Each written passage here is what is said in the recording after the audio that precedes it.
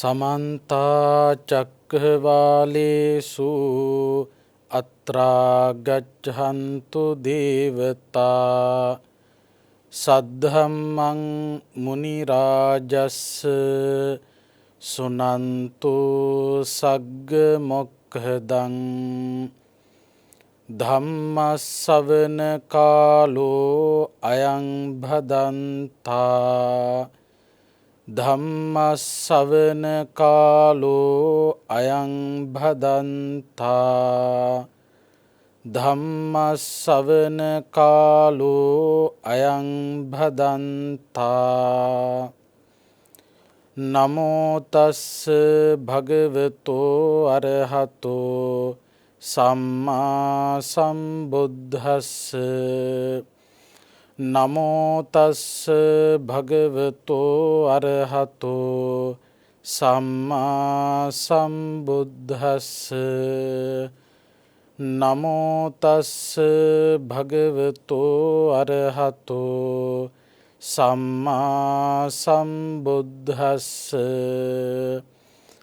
පංච නීවරණේ හිත්වා යෝගක්ඛේමස්ස පත්තියා ධම්මදාසං ගහෙත්වාන ඥාන දස්සන මත්තනෝ පච්චවෙක්ඛෙන් ඉමං කායං සබ්බං සන්තර බාහිරං අජ්ජත්තංච බහිද්ධාච තුච්ඡෝ කායෝ අදිස්සතාති.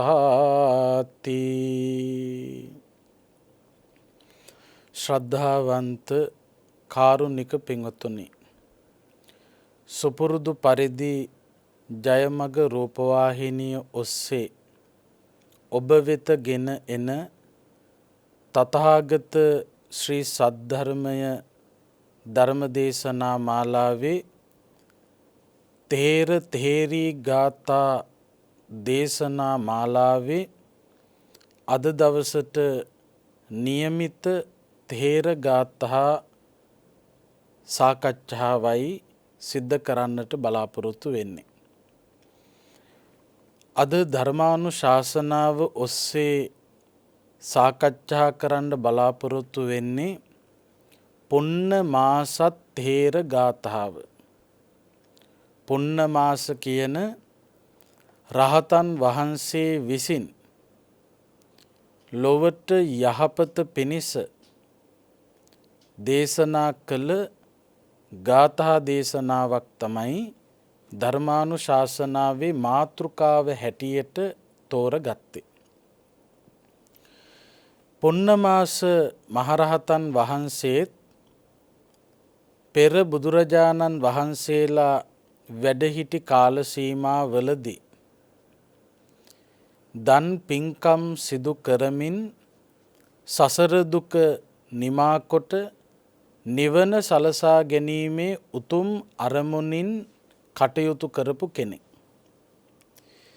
තිස්ස කියන බුදුරජාණන් වහන්සේ වැඩ වාසය කරපු කාලයේදී එක්තරා සිටු ගෙදරක උපන්න මේ පුන්නමාස මහරහතන් වහන්සේ තිස්ස බුදුරජාණන් වහන්සේ වැඩ හිටපු කාලේ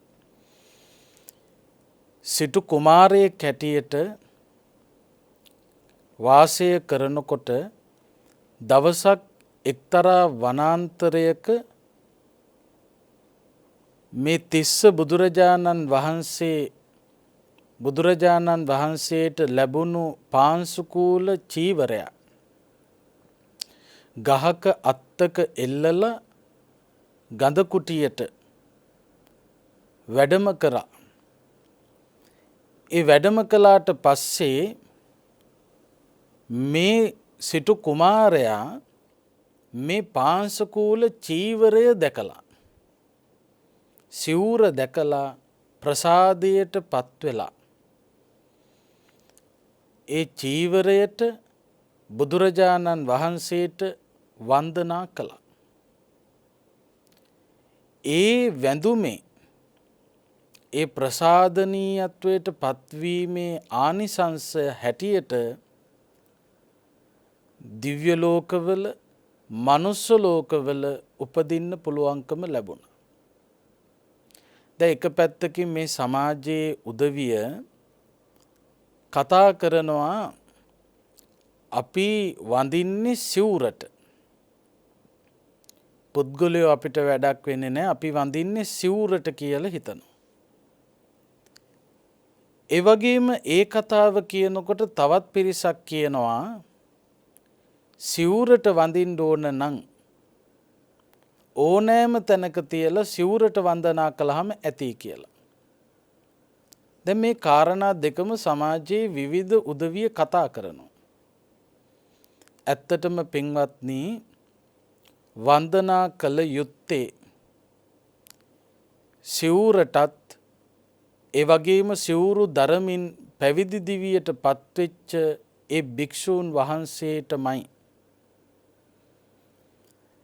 එනමුත් අපට පුළුවන්කම තියෙනවා භික්ෂූන් වහන්සේ නමක් පරිහරණය කරන ඒ සිවුර දිහා බලාගෙන චිත්ත ප්‍රසාදයක් ඇති කරගන්න. සිවුර දකින්නකොට මේ චීවරය දකින්නකොට අපේ හිතේ ප්‍රසාදයක් ඇති වෙනවා. මේ අරහත් දජය. ඒ ප්‍රසාදය නිසා Tamanට පින කුසලයේ වර්ධනය කරගන්න බැරි කමක් නැහැ. එතකොට භික්ෂූන් වහන්සේ නමක් චීවරය පොරවගෙන ඉන්නවා දකින්නකොට වන්දනා කරනවා වගේම සිවුරටත් අපි වන්දනා කළ යුතුයි. ගෞරව කළ යුතුයි. එතකොට එයත් Tamanට හිතසුව පිණිස පවතින කාරණයක් බවට පත් වෙනවා. එහෙම කියලා සිවුරු විතරක් තියාගෙන වැඳ වැඳ හිටියට වැඩක් වෙන්නේ නැහැ. සිවුරක් තිබ්බයි කියලා සම්බුද්ධ ශාසනය ඉදිරියට යන්නේ නැහැ. ඉදිරියට සම්බුද්ධ ශාසනය පවතින්නේ භික්ෂූන් වහන්සේ නමක් වැඩ හිටියෝ. සම්බුද්ධ ශාසනයේ ශාසන බ්‍රහ්මචර්යාවේ හැසිරෙන කෙනෙකුට අත්‍යවශ්‍ය කරන අංගයක් තමයි සිවුර. හැබැයි සිවුර තිබ්බයි කියලා ඒ සිවුරු පොරවන්න භික්ෂූන් වහන්සේලා නැත්තම් ගිහි සමාජයෙන් පැවිදි දිවියට පත්වීමක් සිද්ධ වෙන්නේ නැත්තම් සිවුර තිබ්බයි කියලා ශාසනය රැකෙන්නේ නැහැ. ඒ විතරක් නෙවෙයි චෛත්‍ය රාජානන් වහන්සේලා විහෙර විහාරස්ථාන බෝධීන් වහන්සේලා ධාතුන් වහන්සේලා වැඩ හිටියයි කියලා මේ සම්බුද්ධ ශාසනය ඉදිරියට ආරක්ෂා කරගන්න පුළුවන් කමක් නැහැ. ඉදිරියට සම්බුද්ධ ශාසනය ගෙන යන්න නම් භික්ෂූන් වහන්සේලා වැඩ වාසය කළ යුතුයි. එතකොට භික්ෂූන් වහන්සේලාට ගෞරවය ඇතිව වාසය කළ යුතුයි. සිවුර විතරක් දැක්කත් ප්‍රසාදය ඇති කර ගැනීම අපට හිතසුව පිණිස පවතිනවා. පුන්නමාස මහරහතන් වහන්සේට තිස්ස බුදුරජාණන් වහන්සේ වැඩ වාසය කරපු කාලේ සිටු පවුලක ඉපදිලා සිටු කුමාරයෙක් හැටියට දැක්කා මේ පාංශුකූල චීවරය.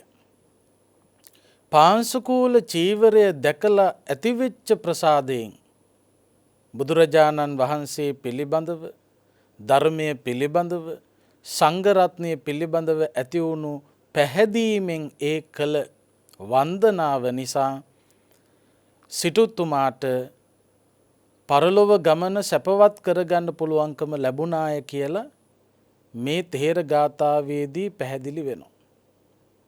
ඒ නිසා සිවුරටත් වඳින්න ඕන. සිවුරු පොරවගෙන වැඩ ඉන්න භික්ෂූන් වහන්සේලාටත් වන්දනා කරන්න ඕන. මේ දෙකම අවශ්‍යයි. අන්න ඒ චිත්ත ප්‍රසාදය ඇති කර ගැනීම නිසා දිව්‍ය ලෝකවල දිව්‍ය සැප භුක්ති විඳා කියලා කියනවා. මනුස්ස ලෝකේ මනුෂ්‍ය සම්පත් භුක්ති විඳා කියලා කියනවා. එහෙම භුක්ති විඳිමින් දන් පින්කම් කරමින් හිත පිරිසිදුව තබාගෙන පැමිණිච්ච නිසා අපේ බුදුරජාණන් වහන්සේ වැඩ හිටපු කාලේ සවැත් නුවර කෙළෙඹි පවුලක උත්පත්තිය ලැබුවා. මේ දරුවා උත්පත්තිය ලබනකොට ඒ පවුලට ඒ ගෙදරට පුදුම ලාභයක් ලැබුණා. අටුවාවේ විස්තර කරලා තියෙනවා ඒ නිවසේ තිබිච්ච සියලුම භාජන රන් කහවණු වලින් පිරීලා ගියා. ඒ නිසා තමයි පුන්න මාස කියන නමක් දීලා තියෙන්නේ. රන් කහවණු වලින් රත්රන් වලින් පිරීලා ගිහිල්ලා තියෙනවා. දැන් එතකොට සමහර දරුවෝ පුණ්‍යවන්ත දරුවෝ මේ ලෝකයට බිහි වෙනකොට සමහර දෙමව්පියන්ට පුදුම විදියට ලැබීම් සිද්ධ වෙනවා. පින්වන්ත අය එනකොට එහෙම තමයි. පෙර කරන කර්ම විපාක හැටියට ඒම සැප සම්පත් ලැබෙන ස්වභාවයන් තියෙනවා.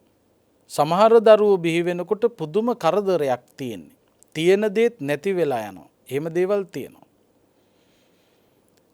ඕන තරම් ධර්ම දේශනාවලදීත් බණ කතාවලත් ඔබ අහලා ඇති එහෙම අවස්ථා ගැන. එතකොට මේ කුමාරයා උත්පත්තිය ලබනකොට මුළු ගෙදරටම සිරියාව ඇති වුණා. මොකද පුණ්‍යවන්ත දරුවෙක්. ඒ නිසාම තමයි පුන්න මාස කියන නම භාවිත කළේ. පුන්න මාස තරුණ වියට පත් වෙලා විවාහ ප්‍රාප්ත වුණා. විවාහ ජීවිතය ගෙවනකොට මේ පුන්න මාස තරුණයටත් ඒ වගේම විවාහ ප්‍රාප්ත වෙච්ච ස්වාමි දියණියටත් එක දරුවෙක් බිහි වුණා. එකම දරුවෙක්.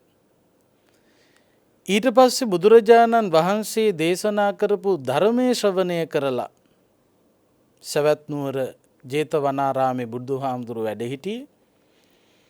බුදුහාමුදුරුවෝ දේශනා කරපු ධර්මයේ ශ්‍රවණය කරලා පුන්න මාස තරුණයා තාත්තා කෙනෙක්. ඒ වුණාට සසරෙන් එතර විය යුතුයි කියන අදහසින් සම්බුද්ධ ශාසනය පැවිදි වුණා. ස්වාමි දියණියත් අත්හැරලා දරුවත් අත්හැරලා ඇවිල්ලා මහණ වුණා. මහණ වෙලා සවැත් නුවර එක්තරා සොහොනක් ආශ්‍රය කරගනිමින් අසුභාදී භාවනා ප්‍රගුණ කරමින් වැඩ වාසය කළා. ඒ කාලේ භික්ෂුන් වහන්සේලා අමු සොහොන් ආශ්‍රය කරගෙන වැඩ ඉඳලා තියෙනවා. ඒ වෙන මොකකටවත් නෙවෙයි අසුභය වඩන්න පුළුවන් හොඳම තැන. අමු සොහොන කියලා කිව්වහම දැන් මේ තියෙන සොහොන් වගේ නෙවෙයි.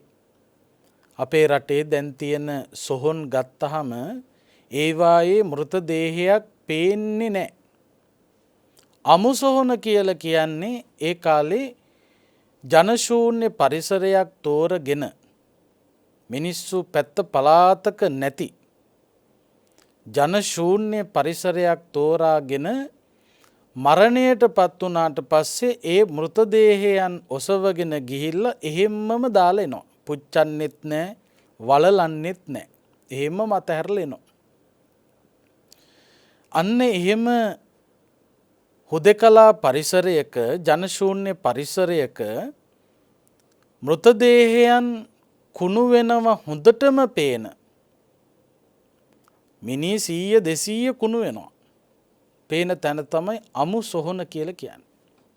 පොඩ්ඩක් හිතලා බලන්න අමු සොහොනකට ගියාට පස්සේ පරණ මිනි අලුත් මිනි මේ හැම මට්ටමකම මෘතදේහයන් දකින්න පුළුවන්.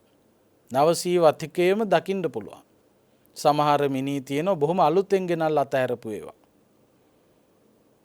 තව සමහර මිනි තියෙනවා මාස ගණන් පරක්කු වෙලා මාස ගණන් කුණු වෙච්ච ඒවා. එතකොට ඉදිමෙච්ච නිල් වෙච්ච පුපුරපු සරව ගලන පණුව ගහලා තියෙන සත්තු කඩාගෙන ගියපු හැම දිය වෙලා ගියපු ඒ වගේම ඇටකටු පෑදිච්ච මේ වගේ මෘතදේහ ඔක්කොම දකින්න පුළුවන්. එහෙම තැනකට තමයි අමු සොහොන කියන්නේ. ගඳත් එහෙමමයි. එක මිනියක් කුණු වෙනකොට කොහොමද ගඳ? මිනි 100 200 කුණු වෙනකොට කොහොමද දුගඳක් ගඳක් ඇද්ද? එතකොට ඒ තරම් අමු සොහොනක අපිරිසිදු භාවය වැඩි අසුභය පේනවා. අන්න එහෙම අමු සොහොන ආශ්‍රය කරගෙන භික්ෂූන් වහන්සේලා වැඩ ඉඳලා තියෙනවා. ඉතින් මේ පුන්නමාස හාමුදුරුවොත් පැවිදි වෙලා අමු සොහොනක් ආශ්‍රය කරමින් තමයි වැඩ වාසය කළේ. පුන්නමාස හාමුදුරුවෝ පැවිදි වෙලා අසුභය වඩලා සියලු කෙලෙස් ප්‍රහීන කරලා රහත් ඵලයට පත් වුණා. පුන්නමාස හාමුදුරුවෝ බුදුරජාණන් වහන්සේ දේශනා කළ උතුම් ධර්මයට අනුගතව කටයුතු කරලා කළ යුතු කාර්ය සම්පූර්ණ කළා. අවසන් කළා. ඒ කියන්නේ කෙලෙස් ප්‍රහීන කරලා රහත් ඵලයට පත් වුණා කියන එකයි. මෙන්න මෙහෙම පුන්නමාස හාමුදුරුවෝ රහත් ඵලයට පත් වෙලා වැඩ ඉන්නකොට ගිහි කාලේ පුතුණුවන් මරණයට පත් වුණා.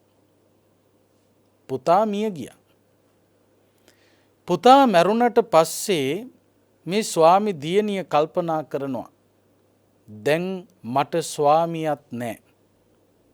මට හිටපු එකම දරුවක් නැහැ. ඒ කාලේ දරුවෝ නැති ස්වාමියා නැති බිරිඳගේ කාන්තාවගේ දේපල ඔක්කොම රාජසන්තක වෙනවා. එහෙම නීති තමයි තිබිලා තියෙන්නේ. රජතුමා අත්පත් කරගන්නවා. ඉතින් මේ බිරිඳ කල්පනා කරනවා දැන් මගේ ස්වාමියාත් නැහැ පැවිදි වෙලා. මගේ පුතත් මරණයටපත් වුණා.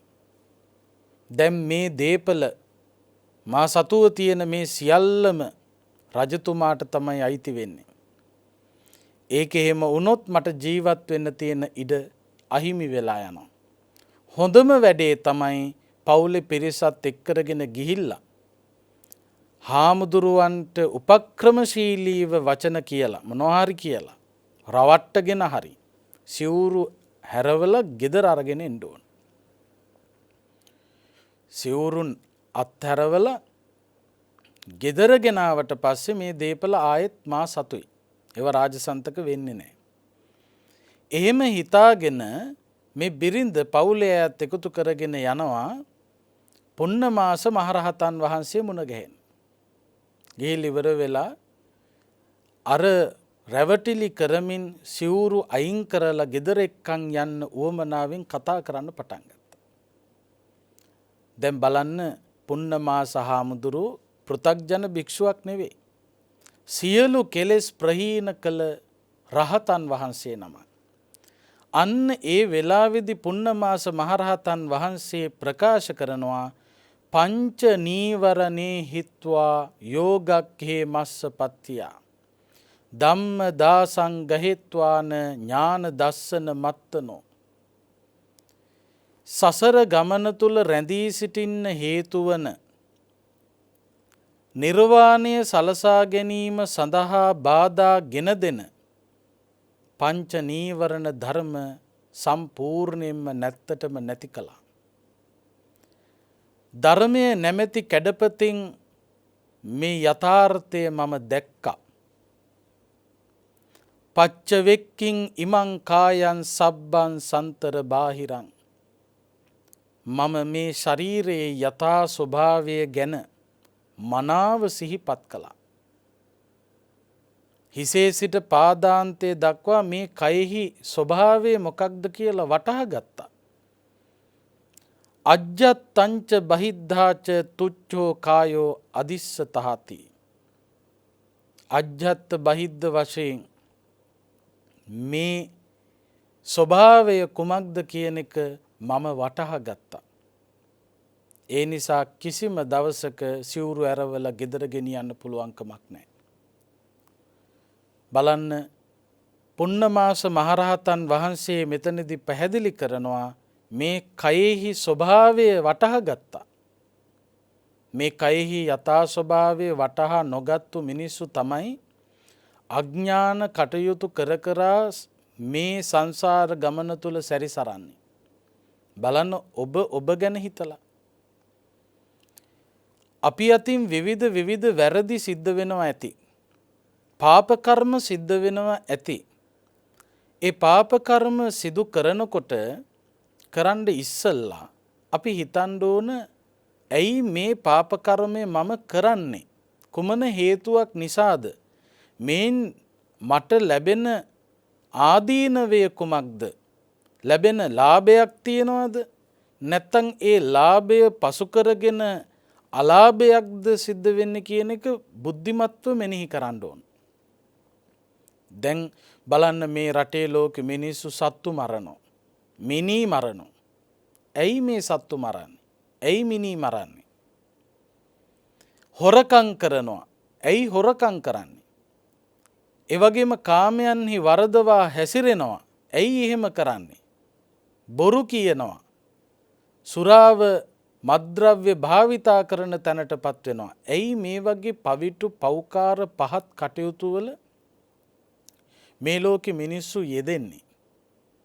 ඒකට හේතුව අපි හරියටම තේරුම් ගන්න ඕන. යෝනිසෝ මනසිකාරයෙන් වටහා ගන්න ඕන. ඇයි මේවා කරන්නේ? පින්වත්නි, හරියට බුද්ධිමත්ව කල්පනා කරනකොට ලැජ්ජ හිතෙනවා.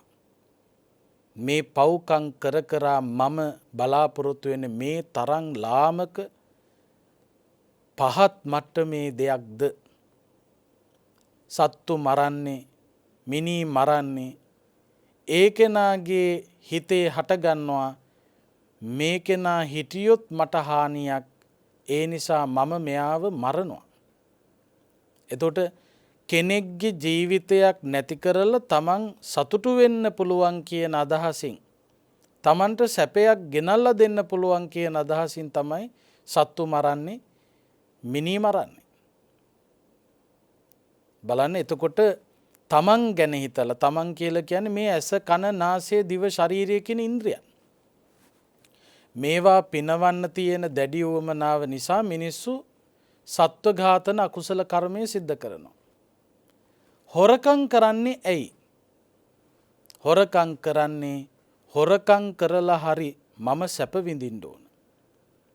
ඔය අනුන්ගේ ධනය බඩුමුට්ටු හොරකම් කරපු හොරු ඒව හොරකම් කරලා තියෙන වෙන මොකක්වත් නෙවෙයි, තමන්ට නැති දේවල් තමන් ලබා ගන්න උත්සාහ කරලා තියෙනවා. පයින් නම් යන්නේ වාහනයක් ගන්නවා. ඊළඟට ලොකු ගෙයක් හදා ගන්නවා. එහෙම නැත්තම් පිටරටකට යනවා. පිටරටවල් වල ගෙවල් හදනවා.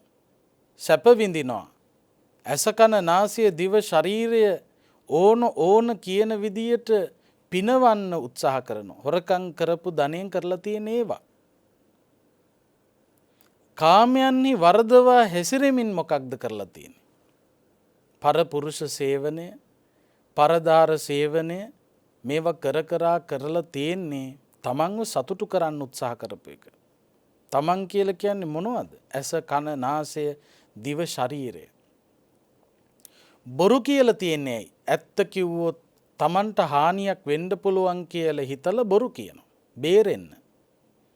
මද්ද්‍රව්‍ය භාවිත කරන්නේ ඇයි? ඒක මහ වින්දනයක් කියලා හිතනවා. ඇස කන නාසය දිව ශරීරය පිනවන්න පුළුවන් හොඳ ක්‍රමයක් කියලා හිතනවා. එතකොට මේ විදියට පෞකාර කටයුතු වල මිනිස්සු යෙදෙන්නේ මේ తాවකාලිකව ලැබුණු මේ කය පිනවන්න නෙවෙයිද? හිතලා බලන්න. ඕනෑම අකුසල කර්මයක් පාප කර්මයක් කරනවා නම් කරලා තියෙන්නේ తాවකාලිකව ලැබුණු මේ කය පිනවන්න.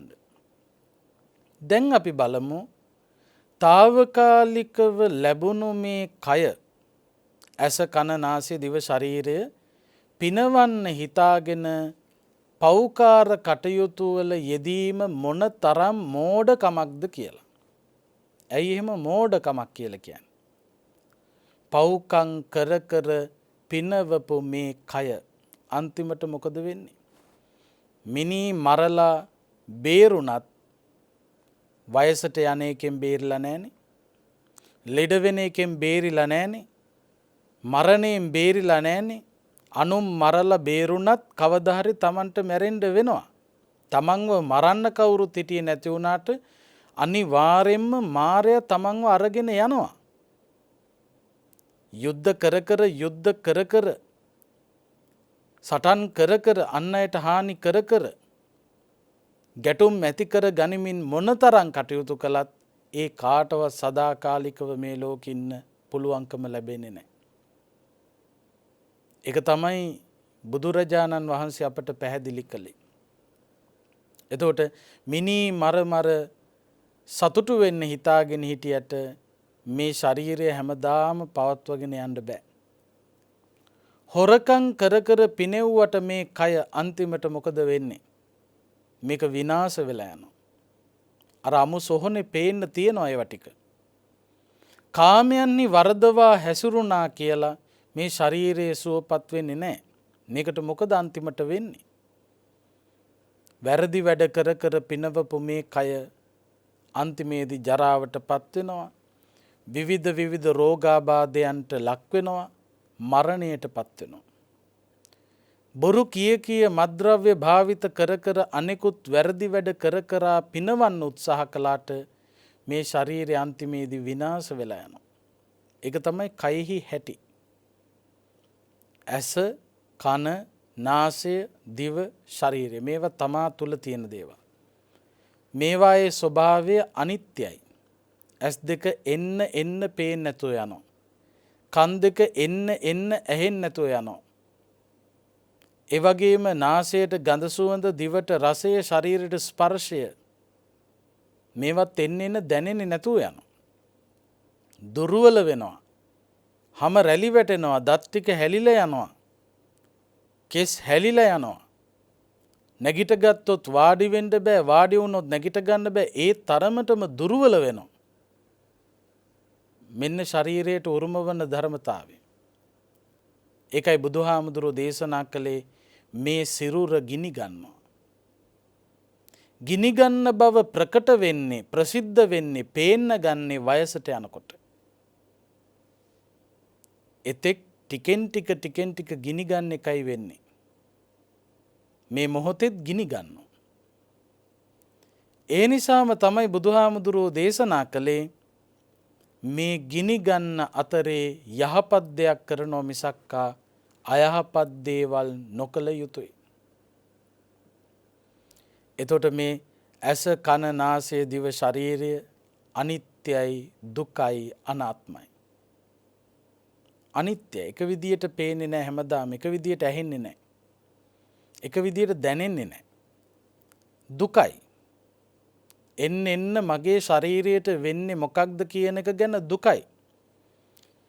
කළු පාටට ලස්සනට තිබුණු කෙස් ටික සුදු පැහැ ගැන්වෙනකොට දුකයි. ඒ කෙස් ටික හැලිලා යනකොට, හොඳට හපපු දත් ටික ගැලවිලා යනකොට, හොඳට කතා කරපු කටහඬ පැහැදිලි නැති වෙගෙන යනකොට, හොඳ මතක ශක්තියක් තිබුණු මතකය අඩු වෙගෙන යනකොට, හොඳට දුවලා පැනලා හිටපු ශක්තිය නැති වෙලා යනකොට දුකයි. අනිත්‍යතාවය නිසා දුකයි. එහෙනම් මොකද්ද හිතන්න ඕන? මේ ඇස, කන, නාසය, දිව, ශරීරය අනාත්මයි. මමය මාගේය කියලා ග්‍රහණය කරන්න බෑ. මම නම් මගේ නම් මට ඕන විදියට තියෙන්න ඕන. එහෙම නැහැ. අන්න ඒ බව පුන්නමාස මහරහතන් වහන්සේ මනාව අවබෝධ කරගත්තා. ඒ වගේම ඇසට පෙනෙන රූප, අපේ ඇස්වලට පේන ඕනෑ තරම් රූප තියෙනවා. ඒ හැම රූපයකම කනට ඇහෙන ශබ්ද, නාසයට දැනෙන ගඳ සුවඳ, දිවට දැනෙන රසය, ශරීරයට දැනෙන ස්පර්ශය, මේ හැම දෙයක්ම රූප, ශබ්ද, ගන්ධ, රස, ස්පර්ශ මේවත් අනිත්‍යයි, දුකයි, අනාත්මයි. ඇහැට පේන රූප මමත්වෙන් අල්ලන්න එපා, අල්ලන්න බෑ. මම නම් මගේ නම් මට ඕන විදියට තියෙන්න ඕන. මේ මගේ ඇස් දෙකට පේන කිසිම දෙයක් මට ඕන විදියට පවත්ව ගන්න බෑ. ඒවා විනාශ වෙනවා. මේ මහ පොළව පවා කවදා හරි දවසක විනාශ වෙලා යන බව බුදුහාමුදුරුවෝ දේශනා කළා. කවදාකවත් විනාශ වෙන්නේ නැහැ කියලා හිතාගෙන ඉන්න මහා මේරු පර්වතය පවා විනාශ වෙලා යනවා. ඒක තමයි යථාර්ථය. ඒක තමයි ඇත්ත. එතකොට මේ හැම දෙයක්ම විනාශ වෙලා යනවා නම් එක විදියකට පවත්ව ගන්න බැරි නම් බලන්න පින්වත්නි, අපි මොන තරම් අඥානද පවත්වා ගන්න බැරි මේ ශරීරය වෙනුවෙන් පව්කම් කර කර පිනවන්න උත්සාහ කිරීම ගැන මොන තරම් ලැජ්ජ වෙන්න ඕනද? පව්කම් කර කර පිනවපු කය වැළලුවොත් පස් වෙනවා, පිච්චුවොත් අලු වෙනවා, නිකන් දාලා ගියොත් කුණු වෙලා විනාශ වෙලා යනවා.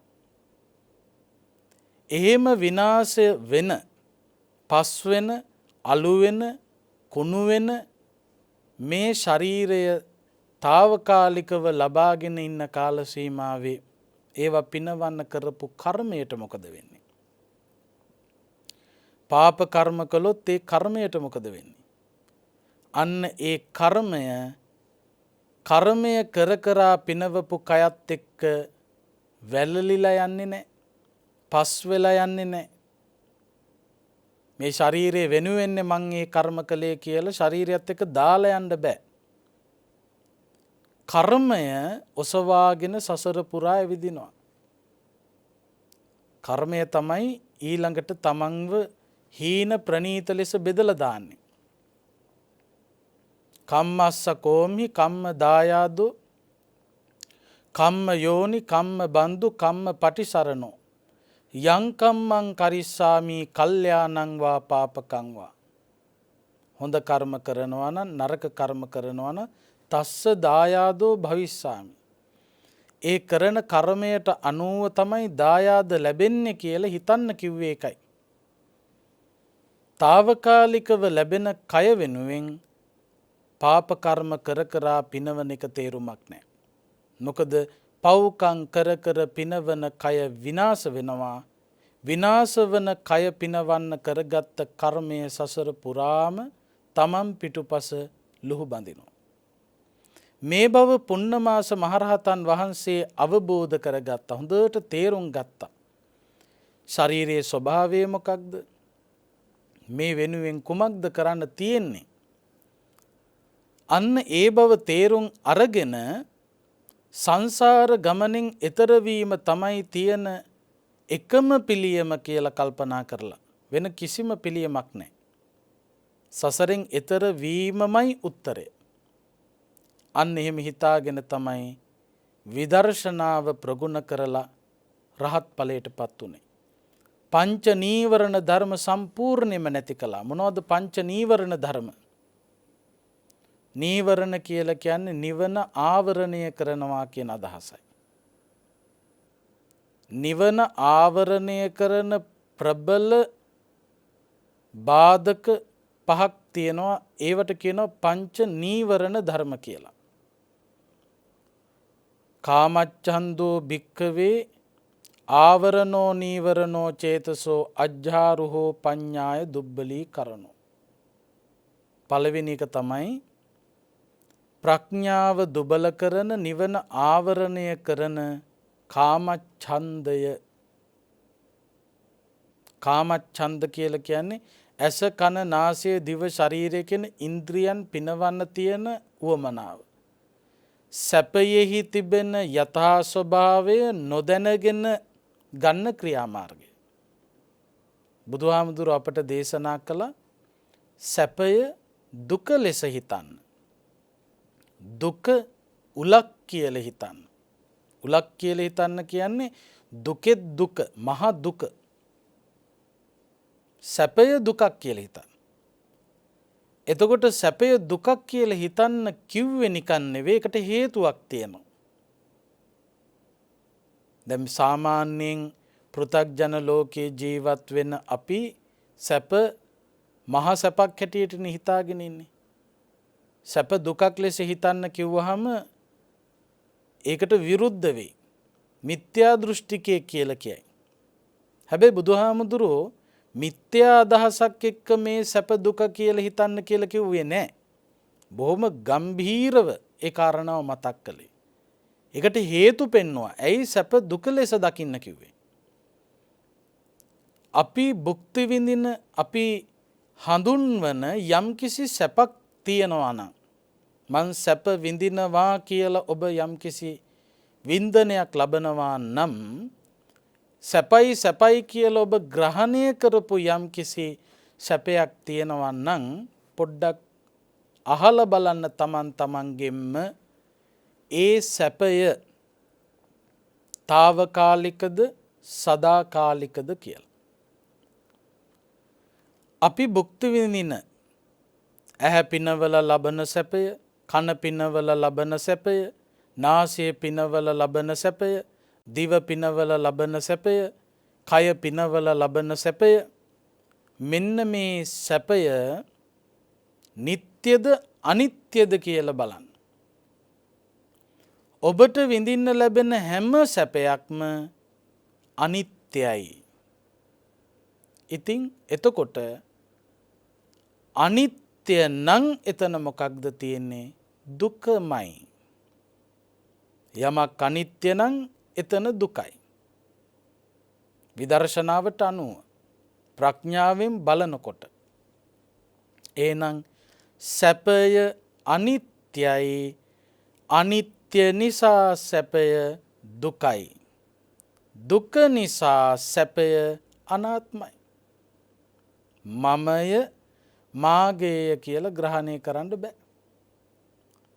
අන්න ඒකයි බුදුහාමුදුරුවෝ පෙන්වන්නේ. ඔන්න ඔය විදියට කල්පනා කරන්න පුළුවන් නම් කාමච්ඡන්දය නැමැති නීවරණය යටපත් කරන්න අසුභය ආදී භාවනාවල යෙදෙනවා. අපි හැමෝටම කාමච්ඡන්දය තියෙනවා. මේ කාමච්ඡන්දය පාලනය කර ගැනීම සඳහා වෙහෙසෙන්න ඕන. ඒක නිකං කරන්න බෑ. ඒ සඳහා භාවිතා කළ යුතු ක්‍රමවේදය තමයි අසුභය වඩන්න. අසුභානුස්සතිය. අසුභය වඩන්න කාමයට තියෙන ඇල්ම ටිකෙන් ටික අඩු කරගන්න පුළුවන්. කාමයේ ආදීනව පිළිබඳව මෙනෙහි කරනකොට කාමයට තියෙන ඇලීම අඩු කරගන්න පුළුවන්. අඩු කරගත්තාම තමයි නැති කරන්න ලේසි වෙන්නේ. වැඩි කරගන්න තරමට නැති කරන්න අමාරුයි. ඒක ඝන වෙනවා, ශක්තිමත් වෙනවා. මේ හිතේ තියෙන සිතිවිලි හඳුනගෙන ඒ සිතිවිලි පෝෂණය කරන සාධක ටික දිදී ඒ සිතිවිලි ශක්තිමත් කරන්න ගියොත් මොකද වෙන්නේ? එතනින් පස්සේ ඒවා අත්හරින්න අමාරු වෙනවා. සසරේ මහා පුදුම වේදනාවක්, මහා දුකක් භුක්ති විඳින්න ඒ කෙනාට සිද්ධ වෙනවා. එනිසා කාමච්ඡන්දය නැමැති ප්‍රඥාව දුබල කරන, කාමයෙන් අන්ධ වෙන්න ගත්තාම ප්‍රඥාව දුබල වෙනවා. ප්‍රඥාව දුබල වෙනවා කියලා කියන්නේ, දුර්වල වෙනවා කියලා කියන්නේ නිවන වැහිලා යනවා. නිවන ආවරණය වෙලා යනවා. ඒ නිසා පූර්ණමාස මේ රහතන් වහන්සේ කාමච්ඡන්දය දුරු කළා, අසුභය වැඩුවා. ඊළඟ නීවරණය තමයි ව්‍යාපාදෝ භික්ඛවේ ආවරණෝ නීවරණෝ චේතසෝ අජ්ජාරුහෝ පඤ්ඤා දුබ්බලී කරනෝ. ප්‍රඥාව දුබල කරන, නිවන වහලා දාන ව්‍යාපාදයේ නැමැති නීවරණය. ඒ කියන්නේ තරහව, පටිඝය, ගැටීම, දුක මූලික කරගෙන තමයි ව්‍යාපාදේ මතුවෙන්නේ. සැප වේදනාව නිසා කාමච්ඡන්දය, දුක් වේදනාව නිසා ව්‍යාපාදය. තමන්ගේ ඇහැට තමන් දකින්න කැමති නැති රූප දකින්න ලැබෙනකොට ඒ රූපත් එක්ක ගැටෙනවා. ඔන්න ව්‍යාපාදය. කනට අහන්න අකමැති ශබ්ද ඇහෙනකොට, නාසයට, දිවට, ශරීරයට තමන් විඳින්න අකමැති විඳීම් ලැබෙනකොට ඒවා එක්ක ගැටෙන්න පටන් ගන්නවා. අන්න ඒකයි ව්‍යාපාදය කියලා කියන්නේ. ඒ ගැටුම. ඒ ගැටුම ඇති වෙන තරමට, ඒ ද්වේෂය මතුවෙන තරමටම මොකද වෙන්නේ? ඒ තුලින් තමන්ට ප්‍රඥාව දුර්වල වෙලා නිවන ආවරණය වෙලා යනවා. ඒ නිසා ව්‍යාපාදය දුරු කර ගැනීම පිණිස කරන්න තියෙන්නේ මොකක්ද? මේ ගැටුම නැති කරගන්න කළ යුතු වෙන්නේ මෛත්‍රිය වඩන්න ඕන, අනිත්‍ය දුක්ඛ අනාත්ම විදර්ශනා ප්‍රගුණ කරන්න ඕන. දුක තුල තිබෙන යථා ස්වභාවය මෙනෙහි කරන්න ඕන.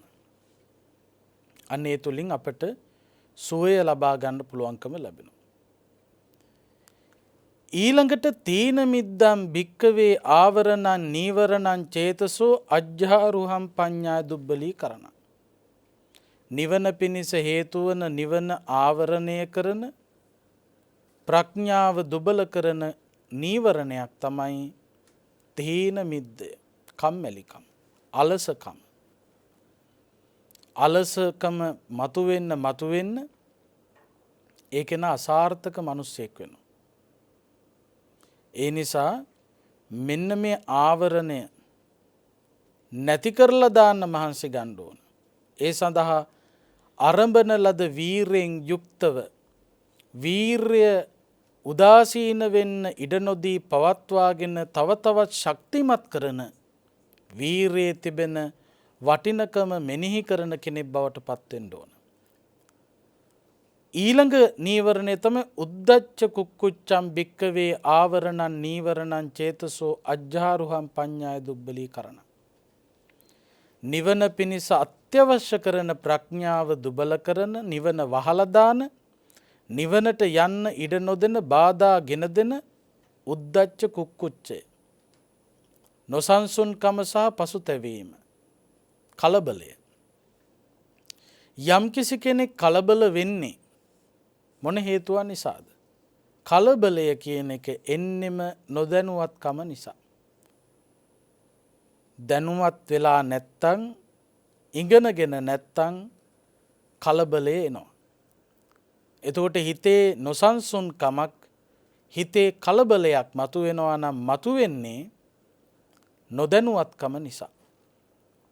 ඒ නිසා තමයි බුදුරජාණන් වහන්සේ මේ උද්ධච්ච කුක්කුච්ච නීවරණය දුර්වල කරන්න, මේ ආවරණය නැති කරලා දාන්න, මේ ලෝකයේ ස්වභාවය ගැන මෙනෙහි කරන්න කියලා, දැනගන්න කියලා දේශනා කළේ. වයසට යන බව දැනගෙන හිටියහම, වයසට යනකොට විඳින්න වෙන වේදනාව පිළිබඳව දැනගෙන මෙනෙහි කරමින් හිටියහම ඒ තත්වයට පත්වන දාට කලබල වෙන්නේ නැහැ. ලෙඩ වෙන බව දැනගෙන හිටියහම මේ රෝග මගේ ශරීරයට වැළඳෙන්න පුළුවන් කියලා හිතාගෙන ඉන්නකොට, එහෙම වැළඳුනහම මේ වගේ වේදනාවන් තමයි විඳින්න වෙන්නේ කියලා මෙනෙහි කරගෙන දැනගෙන හිටියහම රෝගාබාධයන්ට ලක් වෙනකොට කලබල වෙන්නේ. මරණයේ ස්වභාවය පිළිබඳව මෙනෙහි කරලා ඉන්නකොට, මරණය කියන්නේ මෙන්න මේකයි, මේ තත්වයට පත්වෙන්න මට සිද්ධ වෙනවා කියලා මරණානුස්මෘතිය වඩමින් වාසය කරනකොට මරණය අභියසදි කලබල වෙන්නේ නැහැ. වයසට යන්නේක ගැන හිතන් නැතුව හිටියොත්, ලෙඩ වෙන එක ගැන හරියට ධර්මානුකූලව මෙනෙහි කරන්නේ නැතුව හිටියොත්, මරණය පිළිබඳව ධර්මානුකූලව මෙනෙහි නොකර හිටියොත් ඒක නා කලබල වෙනවා. මෙතනදී මේ මෙනෙහි කරන්න කියන්නේ භාවිතා බහුලී කතා. හොඳම වචන දෙකක් ඔය ශාසනේ. දැනගත් එක අවබෝධ කරගන්න අවශ්‍යම කරන දේ තමයි භාවිතා බහුලී කතා. එතකොට වයසට යන බව අපි කවුරුත් දන්නවා. නොදන්නේ කවුද? දැනගත්තට මදි. භාවිතයට ගන්න ඕන, නිතර හිතන්න ඕන. එතකොට තමයි දන්න දේ අවබෝධ වෙන්නේ. විශ්වවිද්‍යාල වලට ගිහිල්ලා ඉගෙන ගත්තට වැඩක් වෙන්නේ නැහැ. ඉගෙන ගත්ත දේ භාවිතයට ගන්නකොට තමයි ප්‍රත්‍යක්ෂ වෙන්නේ. විශ්වවිද්‍යාල වලින්, වෛද්‍ය විද්‍යාලෙන් එළියට එනකොට එන්නේ උපාධි අරගෙන දොස්තර මහත්තයෙක් කැටියට. හැබැයි එකපාරටම ලෙඩුන්ට බෙහෙත් දෙන්න ඉඩ දෙන්නේ නැහැ. පළපුරුද්ද තියෙන වෛද්‍යවරයෙක් යටතේ ආ ඉන්න ඕන. ලෙඩු හඳුනා ගන්න ඕන, රෝගීන් එක්ක කතා බහ කරන්න ඕන, රෝග ලක්ෂණ ගැන අහන්න ඕන. ගුරුවරයාගේ මේ වගේ රෝගයකට මොන වගේ ප්‍රතිකාරයක්ද කරන්න කියලා විමසන්න ඕන. ගුරුවරයාගෙන් ඉගෙන ගන්න පුහුණු වීම කාල සීමාවක් දෙන්නේ ඇයි? ඒ භාවිතයට ගැනීමෙන් තමයි ප්‍රත්‍යක්ෂ වෙන්නේ. අවුරුදු ගාණක් යනකොට හොඳටම හුරුයි. එතකොට ඒ භාවිතා බහුලී කතා පුහුණු වීම මත තමයි අපට ප්‍රත්‍යක්ෂ කරගන්න පුළුවන්කම ලැබෙන්නේ. ඒ නිසා මේ කාරණා මෙනෙහි කරන තරමට තමයි යථාර්ථය අවබෝධ වෙන්නේ. වයසට යන බව දන්නවා, ලෙඩ වෙන බව දන්නවා, මැරෙනවා කියන එක දන්නවා. දැනගත්තට මදිනේ. දැන් ඕවා දැනගෙන තමයි මේ ලෝකේ හැමෝම වැඩ කරන්නේ. දැනගත්තට අපිට ඒක ප්‍රත්‍යක්ෂ වෙලා නැහැ. ප්‍රත්‍යක්ෂ වෙන්න නම් භාවිතයට ගන්න ඕන. මෙනෙහි කරන්න ඕන. ඒක අබින්නම් පච්චවෙක්කිතබ්බං කියලා කිව්වේ. අන්න ඒ විදියට දැනගත්ත දේ දැනුවත් වෙලා භාවිතයට ගන්නකොට උද්දච්ච කුක්කුච්චය මේ නොසන්සුන්කම කලබලය නැති කරන්න පුළුවන්. ඒ වගේම තමයි විචිකිච්ඡා සැකය, බුද්ධ ආදී අටතැන්හි සැකය ආවරණයක්, නිවන වහලා දානවා, නිවනට යන්න ඉඩ නොදෙන බාධකයක්. එය නැති කරන්න බුදු ගුණ වැඩි යුතුයි. බුදු ගුණ, දම් ගුණ, සංඝ ගුණ මෙනෙහි කරන තරමට, සදහැසිත ඇති කරගන්න උනන්දු වෙන තරමටම සක්කාය දිට්ඨි, විචිකිච්ඡා, සීලබ්බත පරාමාස සංයෝජන ධර්ම ප්‍රහීන කරනකොට ආන්නේ කෙනාට පුළුවන්කම ලැබෙනවා විචිකිච්ඡාව දුරු කරලා දාන්න.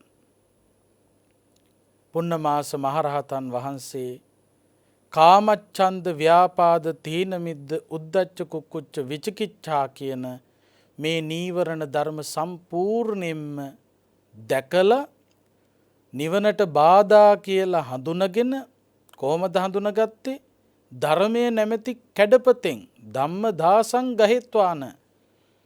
ධර්මයේ නැමැති කැඩපත අරගෙන බැලුවා, බලනකොට හසු වුණා නිවන් දකින්න තියෙන බාධක තමයි මෙන්න මේ නීවරණ. හඳුනගෙන නීවරණ නැත්තටම නැති කරලා දැම්මා. නීවරණ නැත්තටම නැති කරපු කෙනාව සියලු කෙලෙස් ප්‍රහීන කරලා රහත් ඵලයට පත්වෙච්ච කෙනාව සසරට නැවත ගේන්න පුළුවන් කමක් නැහැ. ගිනි ගෙදරට, ගිහි ගෙදරට ඇදගෙන යන්න පුළුවන් කමක් නැහැ. ඒ කෙනා සැනසුණු උතුමෙක්.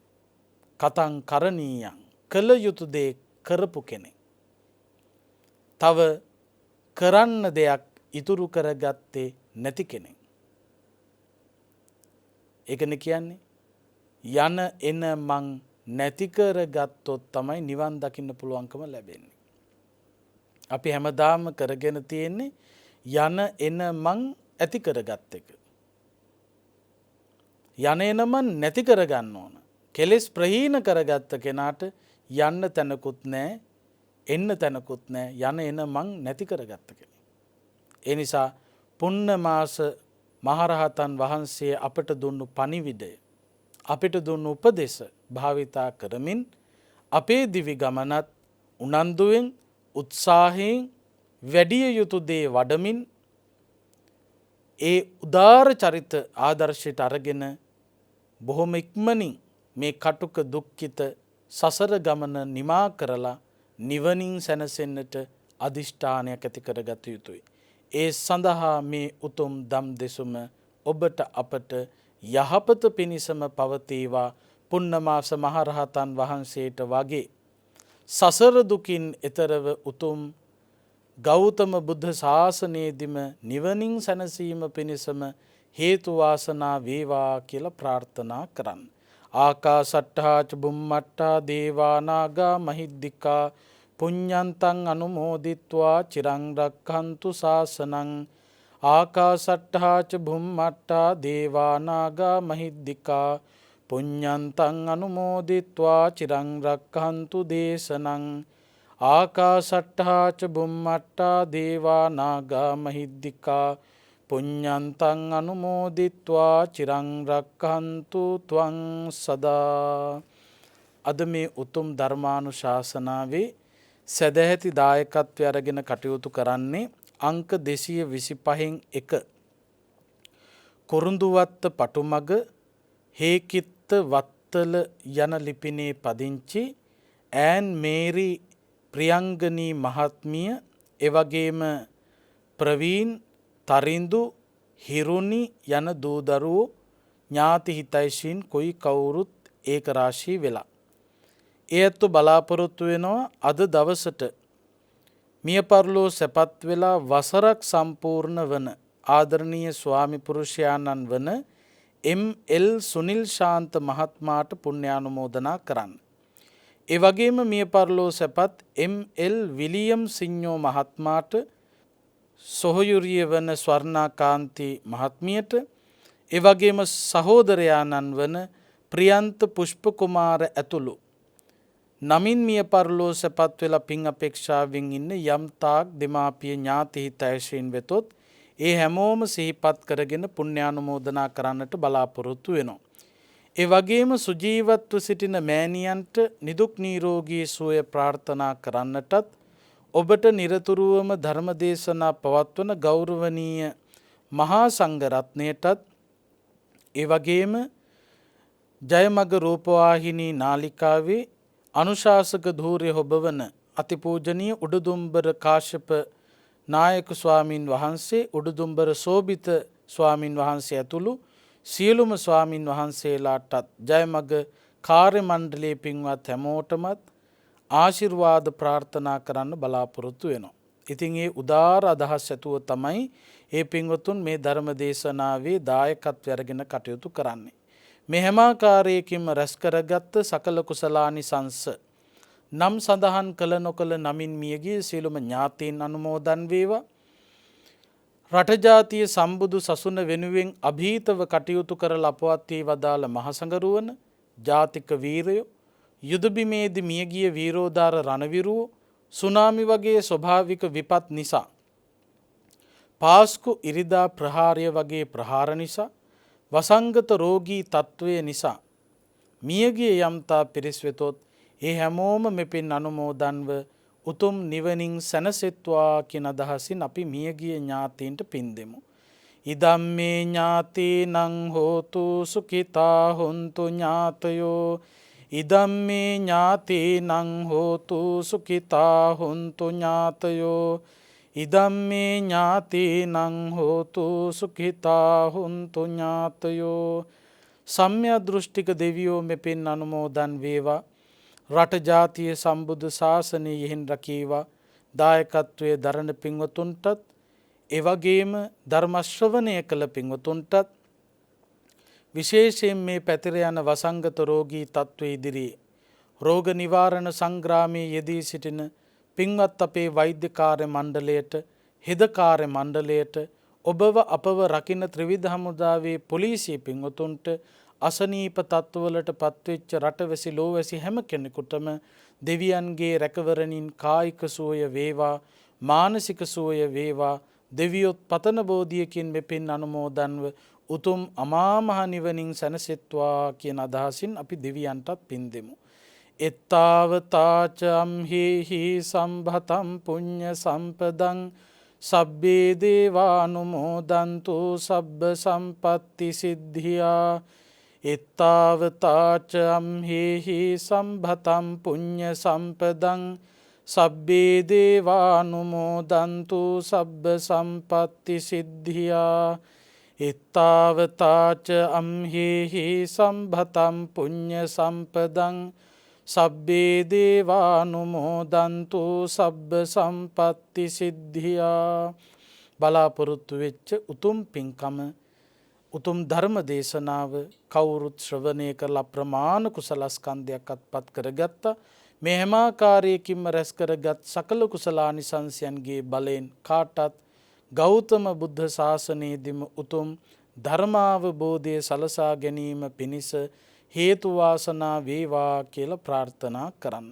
අභිවාදන සීලිස්ස නිච්ඡං වද්ධාපචායිනෝ චත්තාරෝ ධම්මා වඩ්ඩන්ති ආයුවන්නෝ සුඛං බලං ආයුරාරෝග්‍ය සම්පatti සග්ග සම්පatti මේවච අතෝ නිබ්බාන සම්පatti ඉමිනාතේ සමිජ්ජතු.